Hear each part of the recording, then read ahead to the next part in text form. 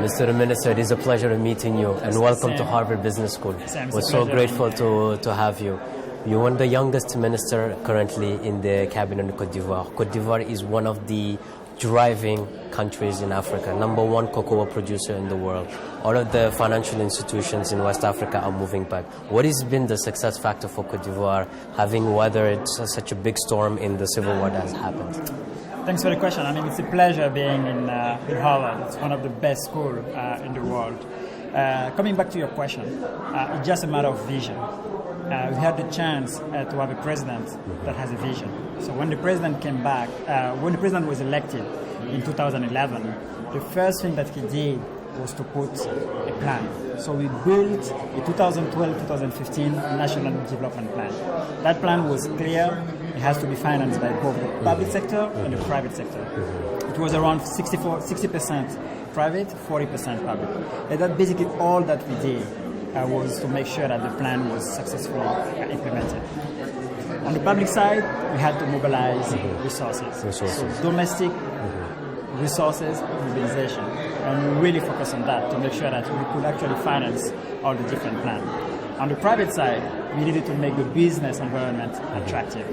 So ease of doing business. Yes. Ease of doing business and ease of doing business. So we did a lot of reforms in order to make sure that the business environment was really attractive. And the results are there. So we've been growing the past year at an average of around 9% per year. It's amazing. And we continue to focus on investment because we think investment is going to drive the growth of the country. If you take, for example, the budget, a third of the budget is allocated to investment. Investments. This is for indirect investment? It's a mix of everything. So on the public side, we put a third of the budget into investment. And then on top of that, we want to attract as much FDI as possible. And the funny thing is, when the president was re-elected in 2015, he put again a new plan, 2016-2020, which is a $60 billion plan that's going to be financed 62% by the private sector, 38% by the public sector.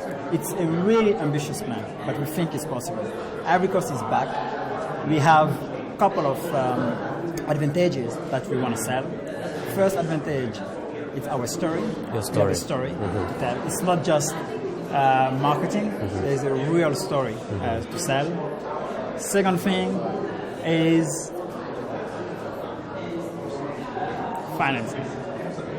financing and currency. We have a currency that is pegged to euro, which is an advantage because you don't have, it's much easier to invest in franc CFA than to invest in another currency. Because if you want to hedge, even if it's in dollar, you can easily do a swap in order to hedge your risk. So this is something also that we really want to market and let investors know that they can invest in Côte d'Ivoire. But aren't you afraid that because you're pegged to the euro, if the currency is too expensive, it makes your goods of exports a little too expensive? Which is not the case at the moment. When you look at what happened recently, euro went down versus US dollar, for example, which made at the moment our economy quite competitive. So at the moment, you're riding a good wave. Riding a good wave. Now, if things change in the future, we'll try to adapt. We know our risk. If you take, for example, the States, we know exactly how much is our exposure in terms of FX when you look at our debt, because we do have debt in euro, debt in franc CFA, but we also have debt in dollars, because we went into the international market for euro bonds in 2014 and 2015. So we were well aware of all the different parameters and risks that are in our portfolio. Now, your president has a very big vision. And what do you think are the main challenges or the obstacles that are preventing you from realizing the vision? There are a lot of challenges. It's not only Côte d'Ivoire; it's actually across the continent. One of the challenges is political risk. We need to make sure that on the security side and on the political side, everything stays smooth. Ivory Coast, we went through political turmoil back in the time. We had an election in 2015 that was really smooth, and we want to keep that climate. for the years to come. 2020 is going to be our next election, and we think it's also going to be smooth. But political stability is key, and that's something that the president is working on, and it's basically part of the vision, part of the plan. That's one.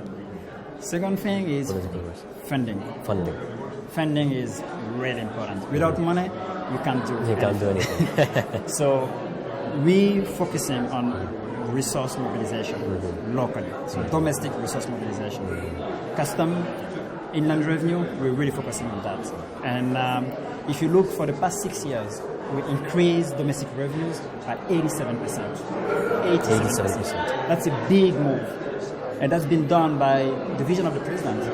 Good governance, transparency, and that's something that we're going to continue for the years to come.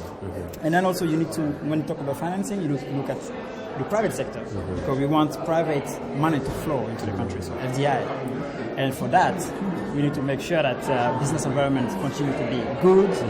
We need to make sure that local banks also can have access to long-term capital, because today, if you want to raise money into the continent, if you go to local banks, it's really difficult to have long tenor. They will always give you like short-dated maturity, which is not suitable for big investment.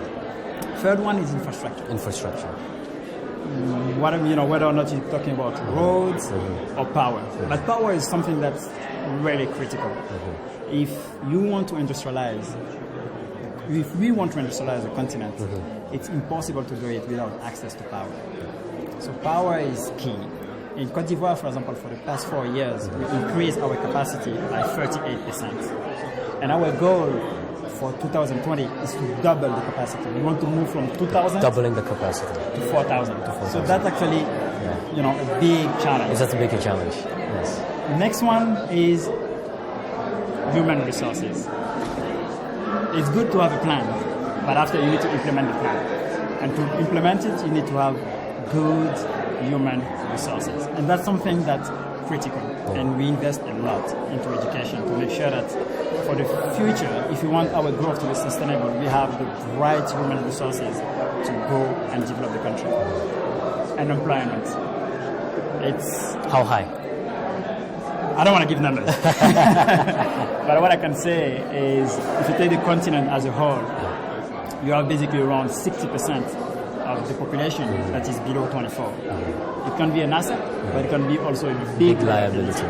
And our dream is to make sure that we transform that into an asset for the future. Now, you talked about human resources. Now, you were in London, you were at Goldman Sachs. You had a very comfortable life, and so many people would look up to having that kind of life. But you decided to go back to your country and to serve your country. And I think that is such an exemplary model.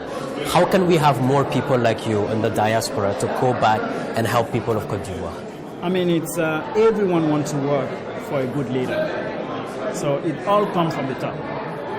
All comes from the top. And coming back to the country, it's also a personal decision. For me, I knew I wanted to go back to Côte d'Ivoire while I was in London. I was just looking for the right time for that to happen and for the right leader. When President Ouattara was elected, I was like, this is the right time for me to go, because we have somebody that has a vision, and I want to go there. I didn't know that I will be a minister. I didn't know that I will work for the public sector. But I knew that meant there was a right environment for people like me to contribute, whether or not it's on the private side or on the public side. So we want to have a lot more people from the diaspora coming back. To develop our country, we're going to need people locally, so we graduate from local school, but we also need people coming from the diaspora, because they bring a new experience, they bring new ways of thinking, new ways of working, and they're actually quite familiar with all the tricks of financing and all. So it's really critical. And that's basically what we've been trying to do. If you take my case, for example, after me, the president brought few young professionals. The CEO of our local television comes from the diaspora. He did the same school as me. Graduated from École Polytechnique. He did the same. The CEO of our Bureau National d'Etudes. So basically, they do all the studies for all the big infrastructure projects. Come from abroad. My chief of staff come from abroad. We do have a lot of like young blood that come from abroad that really want to make things change. And that's really important because if you want things to be sustainable for the future, you need to create an environment where people are focused on delivery. And that's basically what we do. If I leave and go back to the private sector, I want to make sure that I work with young guys that are here and that will continue to do what we started. And that's the vision of the president, to give and build that legacy so that even when he leaves, things continue to be on the right path. Well, I can honestly say on behalf of the Africa Business School, you've all inspired us. We are all looking forward to moving back. I think your example really motivates us to really looking at the public sector as our next opportunity to move. Monsieur le Ministre, thank you very much for your time. It's been a pleasure. Merci beaucoup pour Merci. vous. Merci.